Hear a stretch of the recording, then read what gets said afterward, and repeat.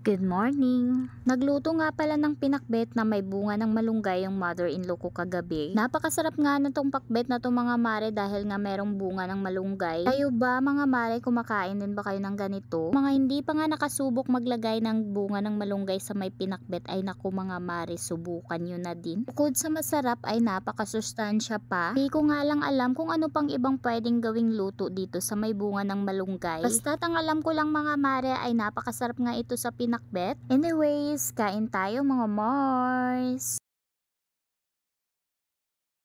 Napadami nga yung kain ko dyan mga mare at busog na busog nga ako. Masarap kasi magluto yung mother-in-law ko ng mga gulay-gulay. After nga naming maghapunan dyan ay naghugas naman ako ng aming pinagkainan. Medyo naiinis nga ako sa mga oras na yan mga mare. Paano ba naman yung anak kong babae? Nutusan ko nga maghugas sana ng mga pinagkainan namin. At bingi-bingihan nga mga mare kaya ako na naman yung naghugas. Ako na nga yung nagutos sana mga mare pero ako lang din naman yung gagawa. Hinayaan ko na nga lang din mga mare kesa naman may stress pa ako. Hirap ng utusan yung mga anak ko. Paano ba naman nagtutulakan pa kung sino yung maghuhugas? Kaya ang ending mga mare ako lang din yung naghugas.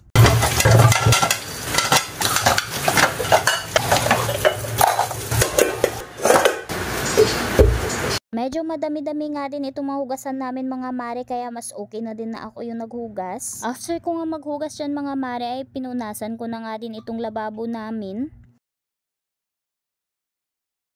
After nga ng lababo ay pinunasan ko na din itong table namin. Alas 9 na nga yan ng gabi mga mare at ako na nga lang yung mag-isa yung naiwan dito sa aming kusina. Pasok na nga ng kwarto yung mag-ama ko mga mare at ako na nga lang yung gumagalaw-galaw pa dito. After ko nga magpunas-punas dyan mga mare ay nag-half bath na din ako. Maulan nga yung panahon dyan mga mare pero pinagpawisan nga ako ng bongga. After ko nga makapag-half bath dyan mga mare ay nagpahid na nga din ako nitong night cream. Sama ng weather ngayon guys.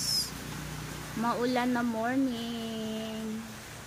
Pagising ko nga sa umaga mga mare ay maulan pa din. Kaganito ngang maulan mga mare ay ang sarap-sarap talagang magkape. Timpla na nga din ako mga mare at naisipan ko namang gumawa ng pancake. Meron pa nga akong pancake mixture dito mga mare kaya naman lalagyan ko nga lang ito ng itlog at tubig. 1/2 cup of water nga lang yung nilagay ko mga mare at isang pirasong itlog. Tapos ay nilagyan ko nga lang din ng konting oil. Halo-halo ko nga lang muna mga mare bago ko nga nilagay dito yung pancake flour. Nood ko nga lang din yung procedure nito mga mare sa may box ng pancake. Halo-halo ko na nga din ng mabuti mga mare hanggang sa maging soft nga yung texture. Painit na nga din ako ng pan pagkatapos naglagay lang ako ng konting oil. Buhos na nga din ako paunti-unti nitong mixture. Tapos kapag nagbubbles na siya mga mare ay binaliktad ko lang din. Ulit-ulit ko nga lang mga mare hanggang sa maubos ko nga yung mixture. At ayan at nakagawa nga ako ng 6 na piraso. Ay wala nga akong maisip na ulam namin ngayon mga mare kaya naman nagluto nga din ako nitong pansit canton. Bali 2 pansit canton lang din yung niluto ko mga mare dahil 2 lang din naman kami ni asawa yung kakain. Yun din yung pinaulam ko sa mga bata kanina mga mare bago nga sila pumasok ng school. Ulan kasi yung panahon mga mare at hindi nga kami makalabas ng bahay. Hindi ko nga nahatid ng school yung mga bata kanina mga mare at pinasakay ko nga lang ng tricycle. Ako nga mga mare magkakaroon ng suspension of class pero wala. Antay nga ako ng update ng kanilang guro mga mare kung may pasok ba or wala. Dahil magdamag talaga yung buhos ng ulan mga mare at wala talagang tigil. Mag-suspend na nga ng klase yung ibang mga municipality dito mga mare pero yung lang talaga ay wala. Kaya ang ending mga mare kahit 7 AM na nga kanina ay pinapasok ko pa nga yung 2